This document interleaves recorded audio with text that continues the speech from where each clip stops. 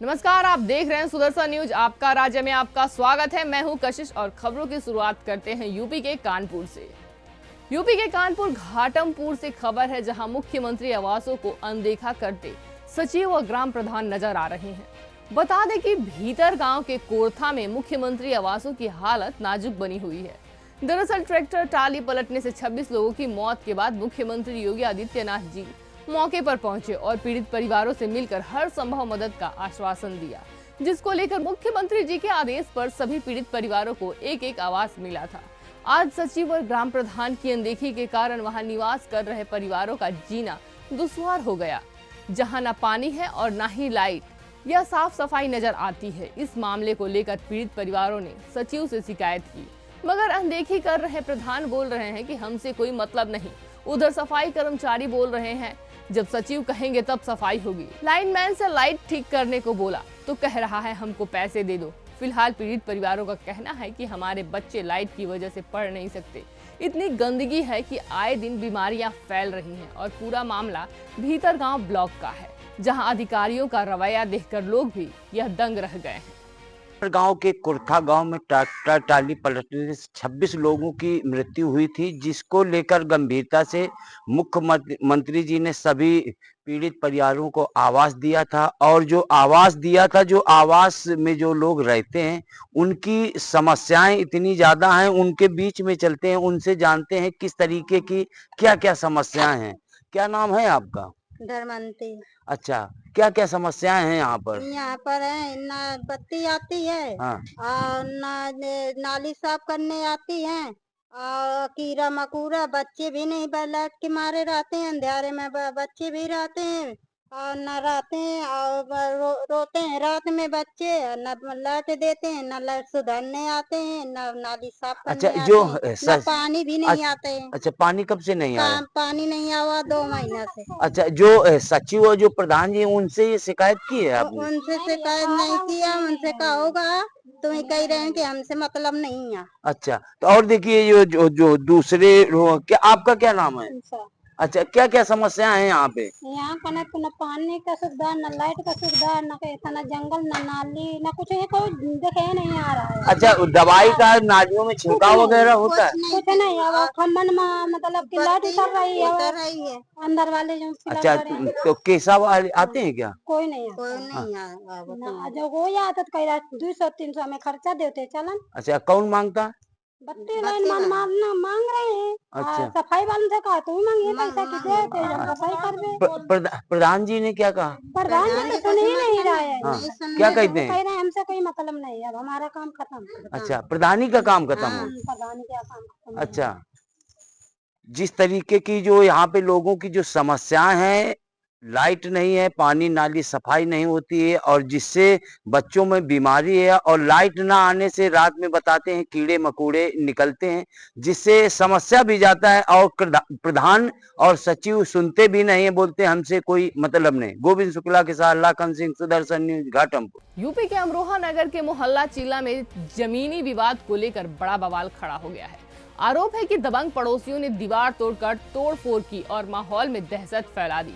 पीड़ित महिला गुलिस्ता ने बताया कि उसके पति बाहर रहते हैं और मौके का फायदा उठाकर पड़ोसी के कुछ लोग उनकी जमीन को मदरसे की जमीन बता रहे हैं। महिला का साफ कहना है, अगर मदरसे की जमीन है तो कागज दिखाएं, हम खुद छोड़ देंगे, लेकिन जबरन परेशान करना बर्दाश्त नहीं। गुलिस्ता का कहना है कि पूरा मामला अधिकारियों के पास विचाराधीन है और वह रोज शिकायत कर रही हैं, और आज भी पुलिस मौके पर पहुंची और दबंगों को समझाकर वापस चली गई।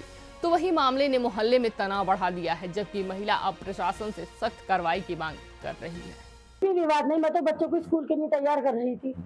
बच्चों को जब मैं तैयार कर रही हूँ तो हमारा बच्चा एक ऑटो लेके जा रहा था, जेवर छोटा वाला, उसके ऊपर निजाम भाई थे वो, और एक अता भाई है और एक सिराज भाई, ये तीनों ने आन के उसके ऊपर लोहे की रॉड लाके वो जब मारी तो मैं आ गई बीच में। मैंने कहा इनको क्यों मार रहा हो, देवर को, मेरे छोटे वाले को रक्षा लेके जा रहा था, मजदूरी करता हूँ। मैंने कहा इसको क्यों मार रहा हो तुम, वो तो मेरे ऊपर चढ़ गया। फिर निजाम भाई उन्होंने मेरे 2-3 घूंसे मारे कान पे।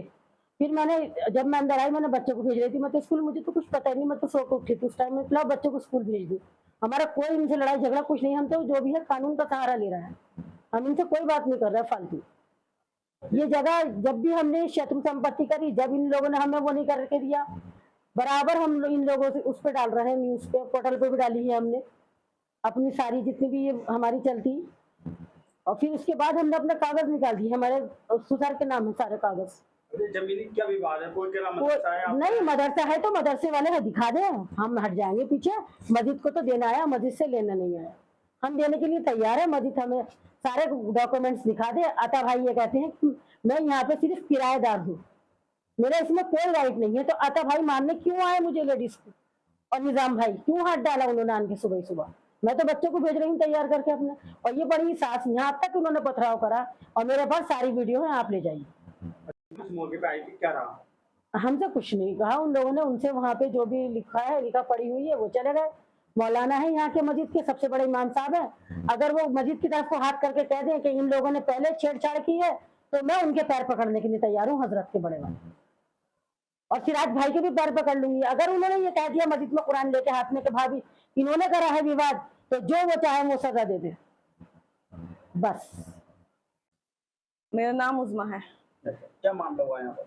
कुछ नहीं, बस ये जमीनी विवाद है।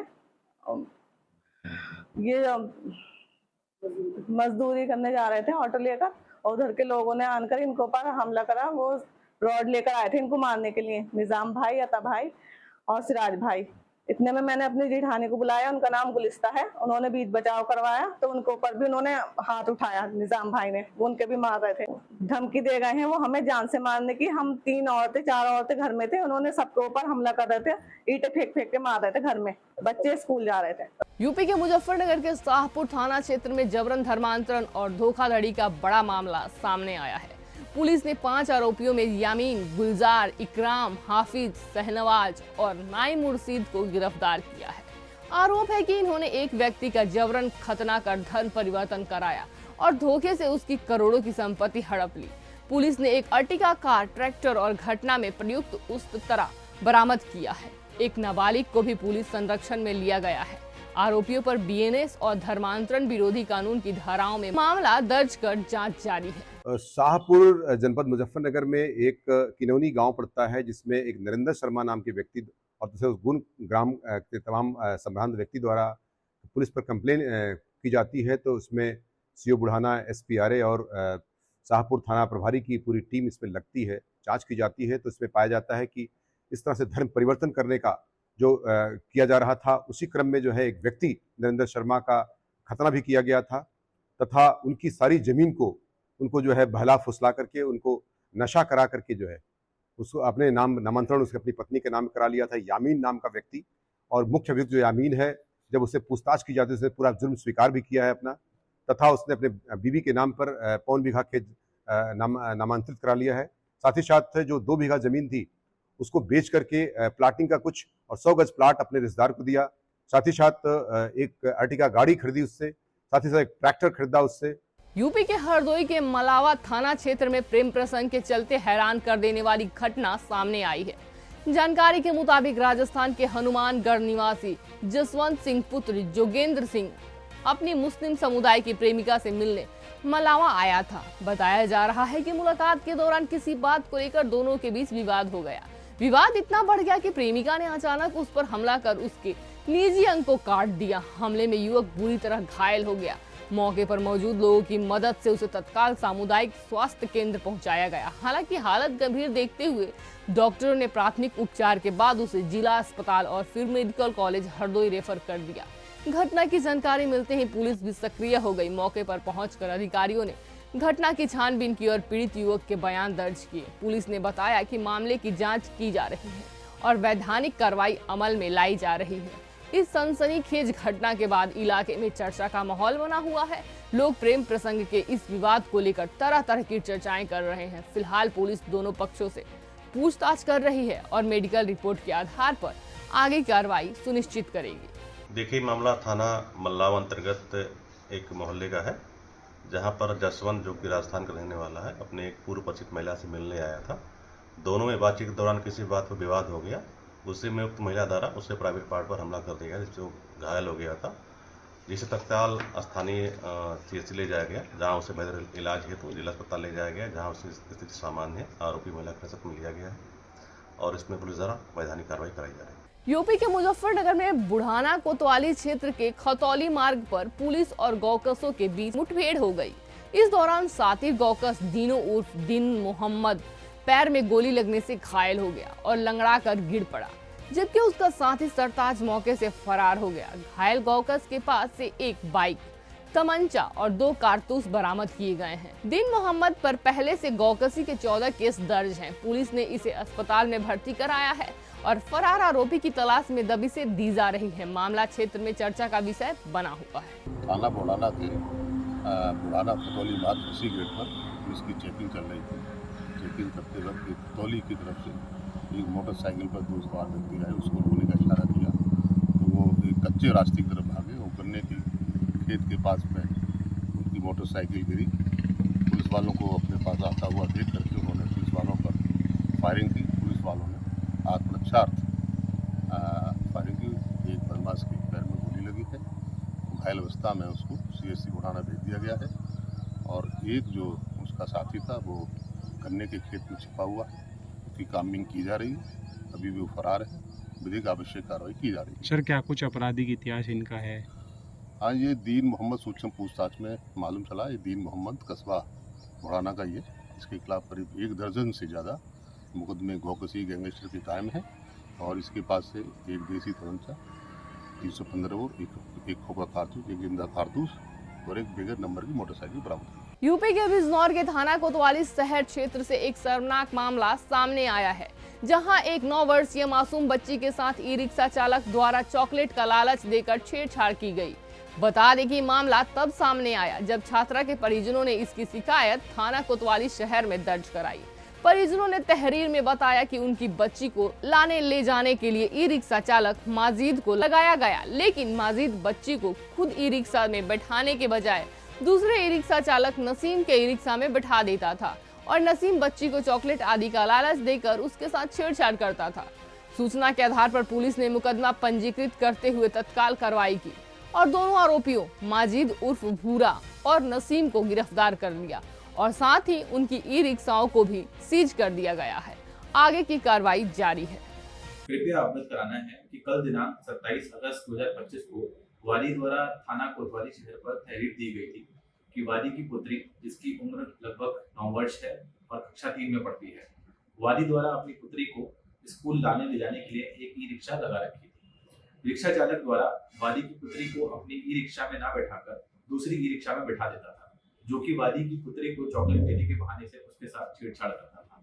वादी की तहरीर के आधार पर थाना कोतवाली शहर पर अभियोग पंजीकृत कर लिया गया है और अभियुक्त को गिरफ्तार कर आगे की कार्रवाई अमल में लाई जा रही है। यूपी के मुजफ्फरनगर में नाबालिग बच्ची के साथ छेड़छाड़ करने की घटना सामने आई है। मौके पर ही बच्ची के परिजनों ने 2 मंचलों की पहले धुनाई की और उसके बाद दोनों मंचलों को पुलिस के हवाले कर दिया। घटना को अंजाम देने वाले 2 लोग मोहम्मद नजीम और मोहम्मद आजम बताया जा रहा है। फिलहाल पुलिस ने आरोपियों को गिरफ्तार कर लिया है और मामले की जांच में जुट गई है। आज शाम को थाना भोपा पुलिस को सूचना प्राप्त हुई कि बाकरनगर गांव में जंगल के रास्ते में एक नाबालिग युवती के साथ 2 युवकों द्वारा छेड़छाड़ करी गई है। पुलिस द्वारा तत्काल इसका संज्ञान लिया गया और मौके पर जाकर दोनों युवकों को पकड़ा गया और अभी इस प्रकरण में मुकदमा पंजीकृत किया जा रहा है और दोनों युवक हिरासत में और अग्रिम कार्रवाई इसमें जारी है।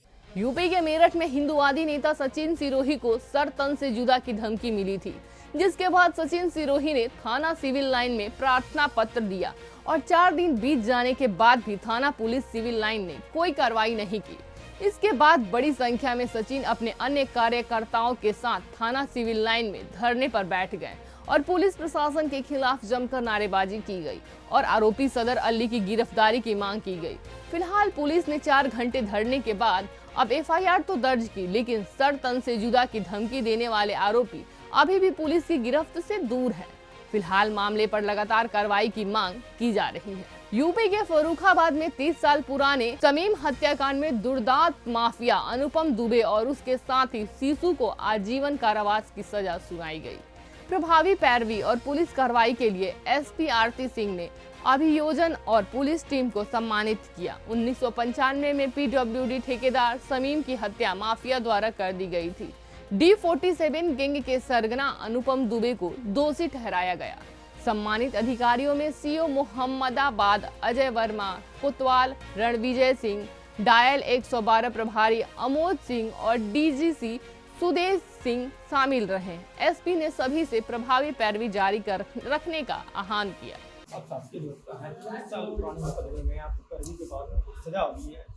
किस तरह से आप लोगों को किया गया, क्या बहुत अच्छा महसूस कर रहे हैं। हमारी अभियोजन की जो पूरी टीम है, मैंने 4 लोगों को उसमें लगा रखा था अपने साथ में। सभी ने बहुत अच्छे से अभियोजन की ओर से पैरवी की है और सभी के प्रयासों के परिणाम स्वरूप एसटी नंबर 384/21 राज्य करते अनुपम दुबे व शिशु बाल किशन में 302/149 IPC के अपराध में अभियुक्त गण अनुपम दुबे और शिशु बाल किशन को आजीवन कारावास और 1 लाख रुपए के अर्थदंड से दंडित किया गया है माननीय न्यायालय के द्वारा। और धारा 147 में 1 वर्ष कारावास और 1000 रुपए के अर्थदंड से, और 148 में 2 वर्ष के कारावास और 2000 रुपए के अर्थदंड से दंडित किए जाने का माननीय न्यायालय के द्वारा निर्णय और आदेश पारित किया गया है। सभी सजाएं साथ साथ चलेंगी। और इसमें 5 अभियुक्तगण थे, जिनमें से एक अभियुक्त राजू डंगड़ा का मुकदमा काफी पहले डिसाइड हो चुका है और शेष 2 अभियुक्तगण हैं कौशल किशोर और लक्ष्मी नारायण। इनकी मृत्यु हो चुकी काफी पहले और इनका केस है वो अवेटेड हो गया था। तो माननीय न्यायालय के द्वारा कल जो पारित निर्णय है उसमें 2 व्यक्तियों को दोषी सिद्ध कर दंडित किया गया है। ये काफी पुराना मुकदमा था। अनुपम दुबे जैसा कि चर्चित सब जानते हैं उसके बारे में, बहुत ही शातिर अपराधी है और प्रदेश स्तर पर चिन्हित माफिया है और इस केस में सजा से एक अच्छा संदेश जनमानस में गया है। न्याय के प्रति लोगों की आस जगी है, लोगों के अंदर एक विश्वास पैदा हुआ है। यूपी के जालौन के चुरखी थाना क्षेत्र के सोहरारपुर गांव में पुलिस ने छापेमारी कर 23 लाख रुपए की अवैध पटाखों की खेप बरामद की। थाना अध्यक्ष शिवशंकर सिंह ने सूचना के आधार पर कार्रवाई करते हुए 310 पैकेट में 1.48 लाख माचिस पटाखे जब्त किए। मौके से आरोपी सदरे आलम को गिरफ्तार किया गया, जबकि हीरालाल नामक दूसरा आरोपी फरार है। गिरफ्तार व्यक्ति ने बताया कि यह पटाखा ब्रिजराज के मकान में गुपचुप तरीके से भंडारित कर रहे थे और बेचने की तैयारी थी। एसपी डॉक्टर दुर्गेश कुमार ने बताया कि मामले में सख्त कानूनी कार्रवाई की जा रही है। त्योहार की सीजन में अवैध पटाखों के निर्माण और बिक्री पर रोकथाम के लिए अपर पुलिस महानिदेशक कानपुर को पुलिस उप अधीक्षक आसिफ क्षेत्र द्वारा सूचना संकलित कर कार्रवाई करने के निर्देश प्राप्त हुए थे। इसके क्रम में धाकली सूचना का संकलन किया जा रहा था। इसके मध्य ज्ञात हुआ कि थाना चुरखी क्षेत्र के ग्राम पौता निवासी हीरालाल, जो हमारे लाइसेंसी हैं, उनके द्वारा जिस स्थान पर निर्धारित किया गया है कि पटाखों का निर्माण करेंगे और उसका भंडारण करेंगे, इससे इतर स्थान ग्राम सोहरापुर में इनके द्वारा अपने लाइसेंस की क्षमता से अधिक अवैध भंडारण किया जा रहा है। इस पे थानाध्यक्ष चुरखी को निर्देशित किया गया।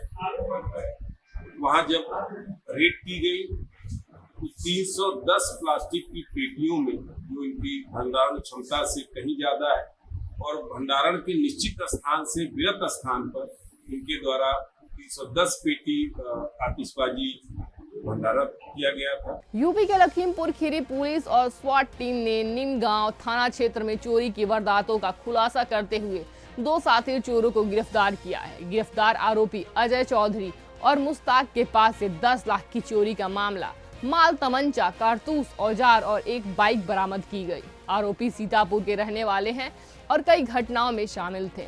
थाना नीमगांव, मैंगलगंज समेत कई अन्य क्षेत्रों में चोरी की वारदातों का पुलिस ने सफल अनावरण किया। पुलिस अधीक्षक संकल्प शर्मा के नेतृत्व में चलाए जा रहे ऑपरेशन के तहत यह कार्रवाई की गई। संयुक्त टीम थाना नीमगांव और SWAT टीम के द्वारा 2 अभियुक्तों को गिरफ्तार किया गया है। इन अभियुक्तों के नाम अजय चौधरी और मुश्ताक हैं और इनके 2 अभियुक्त जो मौके से फरार हो गए उनके नाम नन्हे और सुनील। इनके द्वारा बताया गया कि ये गैंग बनाकर विलेजेस में चोरी की घटनाओं को कारित करते हैं। इनके द्वारा नीमगांव थाना क्षेत्र में 7 और मैगलगंज थाना क्षेत्र में 2 घटनाओं को कारित किया गया है। टोटल जो इनके पास से रिकवरी हमारे पास हुई है वो अराउंड 10 लाख की ज्वेलरी है, जिसमें कि मंगलसूत्र, लॉकेट, नाक के फूल, कुंडल इत्यादि है। इनके पास से एक अवैध तमंचा भी बरामद हुआ है और एक बाइक भी बरामद हुई। यूपी के प्रयागराज के करेली थाना क्षेत्र में एक दिल दहला देने वाला मामला सामने आया है, जहां सरन सिंह नामक व्यक्ति ने तांत्रिक के कहने पर अपने 17 वर्षीय रिश्तेदार पीयूष की हत्या कर दी। तांत्रिक ने कहा था कि पीयूष को मरना था, लेकिन तंत्र मंत्र से वह बच गया और इसी कारण सरन के दोनों बच्चों की मौत हो गई। आरोपी ने 100 के टुकड़े टुकड़े अलग कर जगह जगह फेंके, फिर सैदरपुर जंगल से और बाकी 100 नैनी इलाके से बरामद हुए। आरोपी को पुलिस ने गिरफ्तार कर लिया है और मामले में गहन पूछताछ जारी है। देखिए, दिनांक 26 अगस्त 2025 को थाना करेली अंतर्गत एक मुकदमा पंजीकृत किया गया था, जिसमें श्रीमती कामिनी सिंह वादिनी थी। इनका इसमें ये तहरीर में दिया गया था कि इनका पुत्र सुबह 8:30 बजे, जो कि नाबालिग है, वो स्कूल जाने के लिए घर से निकला था और घर पे वापस नहीं आया। तत्काल इसमें सूचना प्राप्त होने पे मुकदमा अपहरण का पंजीकृत किया गया था और इसके अनावरण के लिए टीमों को लगाया गया था। 26 अगस्त को ही सूचना प्राप्त हुई कि एक अज्ञात शव का कुछ भाग यमुनापार क्षेत्र के औद्योगिक थाना क्षेत्र में मिला है। उसकी शनाख्त करते हुए यह पुष्टि हुई कि यह शव वादिनी के पुत्र का ही है। उसके बाद में CCTV कैमरा का अवलोकन करने के लिए SOG यमुनानगर, SOG सिटी व फील्ड यूनिट्स की टीम को लगाया गया था। उससे एक अभियुक्त की पहचान हुई जिसका नाम सरन सिंह है, जो कि मृतक का रिश्ते में दादा लगता है। कैमरा को फॉलो करते हुए अभियुक्त की गिरफ्तारी की गई। अभियुक्त की गिरफ्तारी के पश्चात इसके पास से आरी, चापड़ व कुछ कैश बरामद हुआ। पूछताछ में इसके द्वारा बताया गया कि इसके पुत्र और पुत्री, जो अभियुक्त सरन सिंह, जो रिश्ते में मृतक का दादा लगता है, इसके पुत्र और पुत्री की 2023 व 2024 में असमय आत्महत्या से मृत्यु हो चुकी थी। उसी के निवारण के लिए इसने किसी तांत्रिक को संपर्क किया और उस तांत्रिक के द्वारा ये भ्रम अभियुक्त के मन में पैदा किया गया कि जो मृतक है उसी की दादी के द्वारा अभियुक्त के परिवार के ऊपर किसी प्रकार का जादू टोना किया गया है। इसी से क्षुब्ध होकर इसने मृतक को अगवा किया व उसकी हत्या कारित की। यूपी के मथुरा के थाना जैंत्र क्षेत्र के गांव तेहरा में 7 साल की बच्ची सृष्टि पर आवारा कुत्तों ने जानलेवा हमला कर दिया। घर के बाहर खेलते समय बच्ची पर झुंड ने हमला कर दिया, जिससे उसके शरीर पर गहरे घाव हो गए। बच्ची अस्पताल में भर्ती है। घटना CCTV में कैद हुई। परिजनों का आरोप है कि क्षेत्र में कुत्तों के हमले आम हो चुके हैं, लेकिन नगर निगम ने कोई कार्रवाई नहीं की। सुप्रीम कोर्ट के आदेश के बावजूद न फीडिंग पॉइंट बने हैं, न कुत्ता पकड़ने वाली टीम गठित हुई है। ये तेहरा गाँव। क्या हुआ था? मैं नहीं था, मैं उमेश में जो काम पे गया था, तो जब मैं आया तो मेरे को पता चला कि जो है ये बच्चे सब खेल रहे थे। तो ये खेलते खेलते जो है ये थोड़ा और आगे घर से मतलब थोड़ा आगे निकल गए।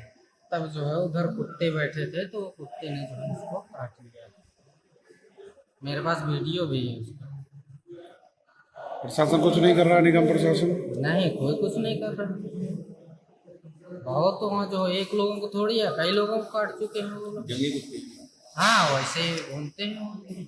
कर्नाटक के बेलगांव जिले की चिकोड़ी तहसील के दोनवाड गांव को गणेश चतुर्थी के अवसर पर अब गणेश नगर नामो दिया गया है। गांव के बाहरी इलाके में होने के कारण नाम के अभाव में स्थानीय लोगों, छात्रों और बुजुर्गों को काफी दिक्कतें होती थी। गणेश चतुर्थी की पुष्टि भूमि में युवाओं और ग्रामीणों ने एकमत होकर इसका नामकरण किया। कार्यक्रम में ग्राम पंचायत सदस्य बसवराज कुंभार ने नेम प्लेट का उद्घाटन किया। इस मौके पर बड़ी संख्या में गांव के बुजुर्ग और नागरिक मौजूद रहे। अब गणेश नगर पहचान के साथ नई शुरुआत कर रहा है। मध्य प्रदेश के धार जिले के पीथमपुर में समाज सेवी और दलित नेता मनोज परमार को सर तन से जुदा जैसी धमकियां मिलने के बाद हिंदू संगठनों और अखिल भारतीय बलाई महासंघ ने मुख्यमंत्री के नाम पीथमपुर तहसीलदार को ज्ञापन सौंपा। परमार को जिहादी मानसिकता वाले असामाजिक तत्व लगातार फोन और सोशल मीडिया पर जान से मारने की धमकियां दे रहे हैं। शाजापुर में दिए गए भाषण को तोड़ मरोड़ कर वायरल किया गया, जिसके बाद खतरा और बढ़ गया। ज्ञापन में परमार को तत्काल पुलिस सुरक्षा उपलब्ध कराने की मांग की गई है। प्रशासन से सख्त कार्रवाई की मांग की जा रही है। देश के हिंदूवादी बड़े नेता है, उन्होंने 11 अगस्त को शाजापुर जिले के पनवाड़ी गांव में एक कार्यक्रम था, तो वहां पर उन्होंने कार्यक्रम को संबोधित किया था। उसी से कुछ मुस्लिम समाज के लोग तिलमिलाए और सोशल मीडिया के माध्यम से सर से तन जुदा करने का धमकी दे रहे हैं, जान से मारने की। और फ़ोन पर लगातार धमकियां मिल रही है मनोज परमार जी को। इसी को लेकर हमने ज्ञापन सौंपा है और मनोज परमार जी की सुरक्षा को लेकर सब लोग जुट हुए हैं। मुख्यमंत्री जी के नाम ज्ञापन सौंपा है। तो हमारी मांग है कि मनोज परमार जी को कड़ी सुरक्षा शासन प्रशासन प्रदान करे, ये हमारी मांग है। आपका नाम? शेर सिंह मालवी, अखिल भारतीय बलाई महासंघ, जिला अध्यक्ष धार। राजस्थान के चित्तौड़गढ़ के श्री सांवलिया सेठ मंदिर में 3 दिवसीय जल झूलनी एकादशी मेला 2 सितंबर से शुरू होगा। भगवान ठाकुर जी को रजत रथ में विराजित कर नगर भ्रमण कराया जाएगा। मेले में हाथी, घोड़े, पालकी और भक्तों के जयकारे से पूरा परिसर गूंजेगा। 2 सितंबर को दोपहर 2 बजे वैवाण यात्रा निकलेगी और रात्रि 9 बजे विराट कवि सम्मेलन होगा। 3 सितंबर को मुख्य रथ यात्रा मंदिर से शुरू होकर सरोवर पहुंचेगी। आतिशबाजी, भजन संध्या और सांस्कृतिक कार्यक्रमों का आयोजन होगा। समापन 4 सितंबर को मीरा रंगमंच पर होगा, जहां दिव्यांगों को मोटर राइड, स्कूटर वितरित किए जाएंगे। जल झूलनी का मेला हमारे आ रहा है और 2, 3, 4 सितंबर को जल झूलनी एकादशी का मेला रहेगा। व्यवस्थाएं जो है उसके बारे में डिटेल में अभी प्रेस कॉन्फ्रेंस के द्वारा अभी दौरान भी आपसे चर्चा की गई। 2 तारीख को हमारा उद्घाटन वाला दिन रहेगा। उस दिन मॉर्निंग में एक शोभा यात्रा हम निकालते हैं और उसके वो एक रिहर्सल टाइप की होती है कि वो एक हमारा रिहर्सल हो जाता है उसमें। उसके बाद जो है शाम में जब वापस ठाकुर जी आते हैं तो 8 बजे के आसपास एक भव्य आतिशबाजी का कार्यक्रम होगा, क्योंकि उद्घाटन का दिन है। और उसी दिन जो है हमारे पैरेलल रंगमंच पे 3 हमारे रंगमंच बने हुए हैं, एक रेफरल पार्किंग में और एक मीरा में और एक गोवर्धन रंगमंच।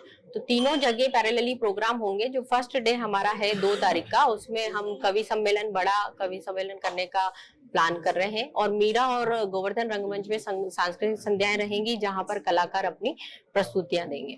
3 तारीख को जल झूलनी एकादशी है, मुख्य दिन है, मुख्य समारोह है, मुख्य पर्व है हमारा।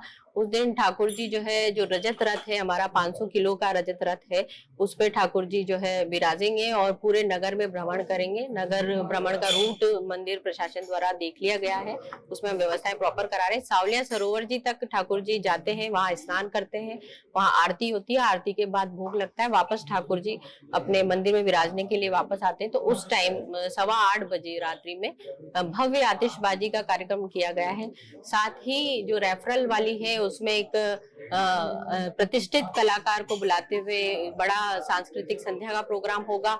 मीरा में भी और गोवर्धन रंगमंच पे भी इसी तरह के कार्यक्रम होंगे।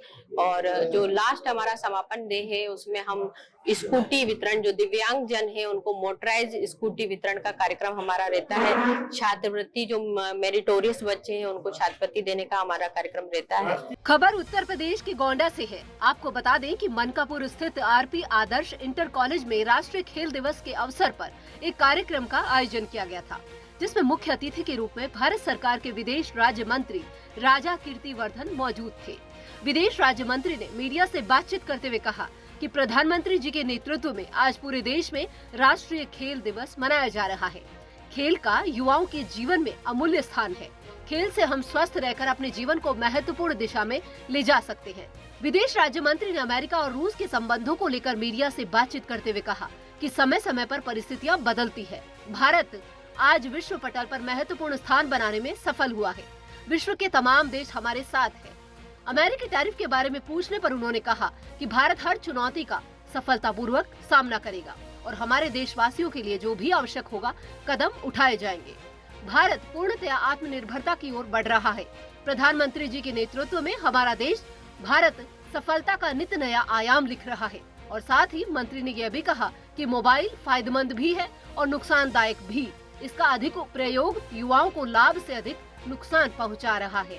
ये माननीय हमारे प्रधानमंत्री जी की सोच है और ये कोई नई सोच नहीं है। पहले भी हमारे दुनिया में हमारे जो खेलों का एक खेल जगत में जो हम लोगों के देश का स्तर था, उसको बढ़ाने के लिए युवाओं की, बच्चों की वापस खेल जगत में दिलचस्पी लाने के लिए, उनको हर तरह का सहयोग देने के लिए ये एक बहुत बढ़िया प्रोग्राम आदरणीय प्रधानमंत्री जी द्वारा शुरुआत किया गया है। आज उसी का उद्घाटन है। ब्लॉक स्तर से लेके जिला स्तर तक और उसके बाद प्रदेश और राष्ट्रीय स्तर तक यहाँ के बच्चे जो खेल कूद में आगे रहते हैं, वो उनको आगे बढ़ाने का एक बहुत बड़ी योजना है। इसमें बहुत सारा बजट भी नए ढंग से इसमें चालू किया गया है और पिछले कई सालों से जब से ये खेल कूद में ये खास करके हमारे सरकार ने बढ़ चढ़ के कदम लिया है, तब से आप देख रहे हैं कि हमारे युवाओं में, हमारी बच्चियों में एक नया उत्साह पैदा हुआ है। खेल इस तरह का शारीरिक कसरत हमारे बच्चों के पर्सनालिटी को डेवलप करने के लिए, बढ़ाने के लिए बहुत ही अत्यंत आवश्यक होता है और इसी सब सोच के साथ ये आज हम लोगों ने भी यहाँ पे जो हमारा राष्ट्रीय खेल दिवस है उसका आज हम लोगों ने आरपी कॉलेज में एक मोबाइल को लेकर के कुछ यहाँ पर दिशा निर्देश बच्चों को दिया है, क्या क्या? देखिए, आज ये सब जग जाहिर है कि मोबाइल के जितने फायदे हैं उतना ही उसका सामाजिक स्तर पे कुछ ना कुछ उसका नुकसान भी होने लग गया है। नुकसान क्या होता है? बच्चे अक्सर मोबाइल में ही आंख गड़ाए रहते हैं और उसी दुनिया में लीन हो जाते हैं। हम लोगों को सबको ये जरूरत है कि हम लोग थोड़ा आत्मचिंतन के लिए समय निकालें, थोड़ा अपने परिवार के लिए समय निकालें, थोड़ा सामाजिक रूप से अपने साथियों के बीच में उठना बैठने का समय निकालें, उनके साथ थोड़ा जहाँ भी आपके पास अगर कोई पार्क हो, फील्ड हो, जगह हो, मैदान हो, तो जैसे पहले हम लोगों के समय में हम देखते थे कि बच्चे कुछ नहीं तो पार्क में बैठे हैं, दौड़ रहे हैं, खेल कूद कर रहे हैं, छोटी सी गेंद लेके दौड़ाए हुए हैं, लेकिन आजकल धीरे धीरे ये सब विलुप्त हो रहा है। तो इसमें रुचि बढ़ाने के लिए अपने मोबाइल से कुछ समय निकालना अब हमारे समाज के हर व्यक्ति को, केवल बच्चों की बात नहीं कर रहे, हम तो हर आयु के लोगों की बात कर रहे हैं, निकालना बहुत जरूरी है। जी, जिस तरीके से टैरिफ विवाद चल रहा है भारत अमेरिका के बीच में, कैसे देखते हैं इसको? जिस तरीके से अमेरिका बार-बार सबसे ज्यादा हरियाणा भी से प्रभावित है, आर्डर काफी रुके हुए हैं, आपका बयान भी आया है टैरिफ की वजह से। दुनिया में परिस्थितियां हमेशा बदला करती हैं, आज भी बदल रही हैं और कुछ सालों में बहुत तेजी से बदल रही हैं। हर तरह की लड़ाई छिड़ी हुई है और हर तरह के अपने जो ये आयात निर्यात अपने बिजनेस के एनवायरमेंट में बहुत सारे बदलाव आ रहे हैं, लेकिन मुझे पूरा यकीन है कि आदरणीय प्रधानमंत्री जी के लीडरशिप में पिछले 10-12 सालों में जिस तरह से हमारे देश की इकोनॉमी, देश की अर्थव्यवस्था जिस तरह मजबूत हो गई है, ये छोटे मोटे तूफानों से हमारी इकोनॉमी को कोई फर्क नहीं पड़ने वाला है। मुझे पूरा विश्वास है अपने इस देश की सरकार पे कि हमारे देश के नागरिकों पे कोई नुकसान नहीं आने देंगे। हम लोगों के देश की जो इतनी बड़ी जनता है, हमारे सरकार का एक दायित्व है, एक रिस्पॉन्सिबिलिटी है कि हम अपनी जनता की भलाई के लिए जो सही कदम उठाना है उठाएंगे। जहां हमें अच्छा मार्केट मिलेगा अपने देश के लिए, वहां से उस मार्केट को हम लोग अप्रोच करेंगे और हर तरह की अलग मजबूती भी हम लोग आपस में साथ चल के लेंगे। हम लोगों के देश ने, हमारे माननीय प्रधानमंत्री जी ने, हमारे माननीय एक्सटर्नल अफेयर्स मंत्री हैं, विदेश मंत्री जी ने, इतने सालों में उनकी मेहनत का एक नतीजा है कि बहुत सारे देश अब हमारे साथ जुड़ गए हैं। बहुत सारे हमारे दक्षिण जो ग्लोब है, साउथ ग्लोब के देश हम लोगों को अपना लीडर मानते हैं और उनके साथ हम लोग और मजबूती से उनके साथ जुड़ाव करके हम लोग आपस की आर्थिक मजबूती को और आगे बढ़ाएंगे। सर, आप विदेश मंत्री है, सबसे अधिक रूस ने वीटो का प्रयोग भारत को बचाने के लिए किया है। संयुक्त राष्ट्र संघ की स्थापना से लेकर के रसिया ने हमेशा भारत के साथ खड़ा रहने का काम किया है।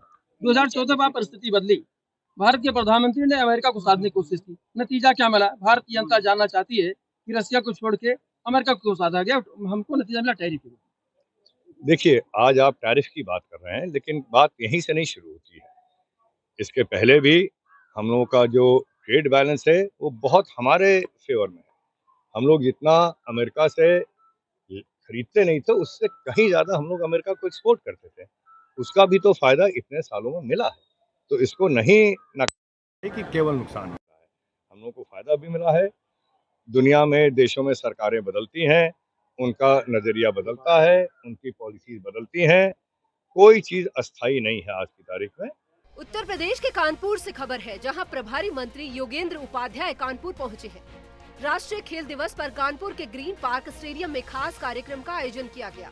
प्रभारी मंत्री योगेंद्र उपाध्याय ने इस कार्यक्रम में शिरकत की और दीप प्रज्वलित कर कार्यक्रम का शुभारंभ किया। हॉकी के जादूगर मेजर ध्यानचंद की जयंती पर कानपुर के ग्रीन पार्क में धूमधाम से खेल प्रतियोगिताओं का आयोजन किया गया। कार्यक्रम की शुरुआत प्रभारी मंत्री योगेंद्र उपाध्याय ने दीप प्रज्वलित कर की। इस मौके पर सांसद, उत्तर जिला अध्यक्ष, विधायक, जिलाधिकारी, सीडीओ और एडीएम सिटी भी मौजूद रहे। वहीं प्रभारी मंत्री द्वारा खिलाड़ियों को सम्मानित भी किया गया और युवाओं को खेल के प्रति प्रेरित करने का संदेश यहां दिया गया। प्रभारी मंत्री ने बताया कि सरकार द्वारा राष्ट्रीय खेल व खिलाड़ियों को प्रोत्साहित किया जा रहा है, तो राष्ट्रीय खेल दिवस के मौके पर कानपुर ने मेजर ध्यानचंद को इस तरह याद किया है और खेलों को बढ़ावा देने का संकल्प यहाँ लिया गया।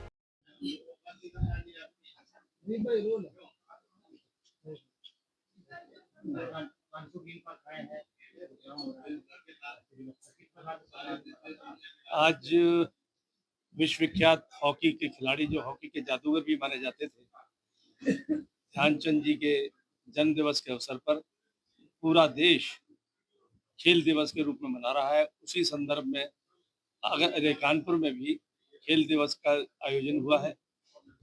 जैसा मोदी जी के कार्यकाल में देश ने खेलों में प्रगति की है, वैसे ही योगी जी के कार्यकाल में प्रदेश का भी प्रवेश और खेल के प्रति रुझान बढ़ रहा है। उसी को प्रोत्साहित करने के लिए हर जिले में प्रभारी मंत्रियों को भेजा गया है माननीय योगी जी के निर्देश पर। उस संदर्भ में कानपुर में भी कार्यक्रम हुआ।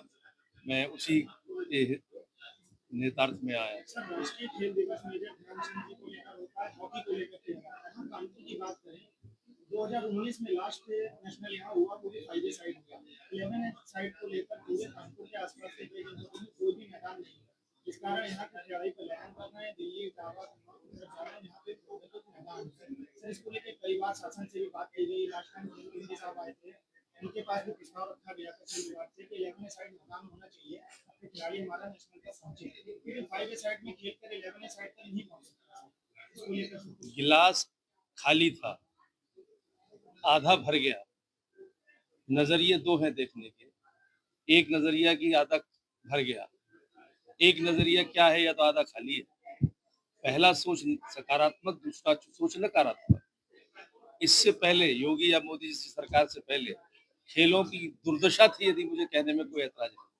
आज सुधार की ओर अग्रसर है, धीरे धीरे प्रगति करेंगे और प्रदेश सरकार का भी लक्ष्य है, देश की सरकार का भी लक्ष्य है कि खेलों की दुनिया में भारत का डंका बजे, प्रदेश का डंका बजे। मैंने उसका जवाब दे दिया आपको। यहाँ पर कई कोच भी नहीं है, इसमें कोरोना के बाद से एथलेटिक में कोच नहीं है, कबड्डी पूरी तरह से बंद हो गया। 60 खिलाड़ी कबड्डी में तो दक्ष हमारी राष्ट्रीय स्वयंसेवक संघ की शाखाएं करा देती है।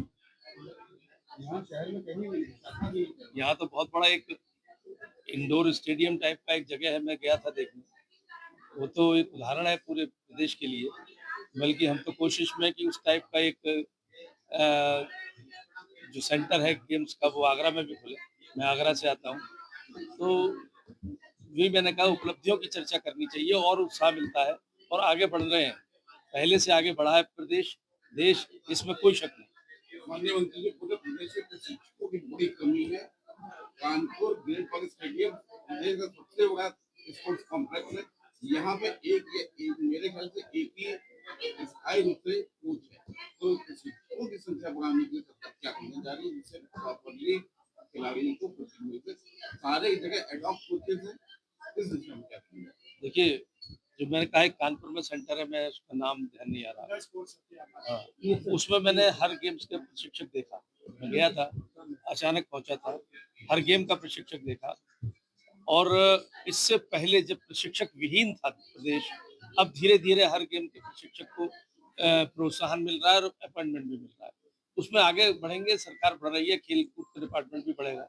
सर, हम आगे की बात कर रहे हैं, हम खेल को लेकर कानपुर में क्या कोई नेशनल आगामी ऐसे जो आपके प्रयास हैं, क्योंकि क्रिकेट के अलावा कानपुर में पिछले 2019 के बाद से कोई भी नेशनल इवेंट नहीं हुआ है, तो आपकी तरफ से कोई पहल हो कि कानपुर को कोई मेजबानी मिले? आपकी आवाज को मैं सरकार तक पहुंचाऊंगा, खेलकूद मंत्री के पास। जैसे और स्पोर्ट्स कॉम्प्लेक्स का प्रदेश के अन्य शहरों में बनाए जाने की आपने बोला, तारीफ की आपने, तो ऐसा प्रदेश के अन्य महानगरों में भी शुरुआत हो, इस ओर प्रयास है माननीय योगी जी का भी और खेलकूद मंत्री जी का भी। सर जी, लास्ट प्रश्न, मिनी स्टेडियम बनाने की बहुत ऐसे जो बच्चे निकल के आ रहे हैं, उत्तर प्रदेश में पहले कितने मिनी स्टेडियम थे ग्रामीण क्षेत्रों में, आज कितने हैं उसको देखिए। पहले एक भी नहीं था, आज ग्रामीण क्षेत्र में जहां जमीन मिलती है सरकार वहां स्टेडियम के लिए खर्चा करती है। फिलहाल के लिए इतना ही। देश और दुनिया की तमाम खबरों को देखने के लिए देखते रहिए सुदर्शन न्यूज। नमस्कार।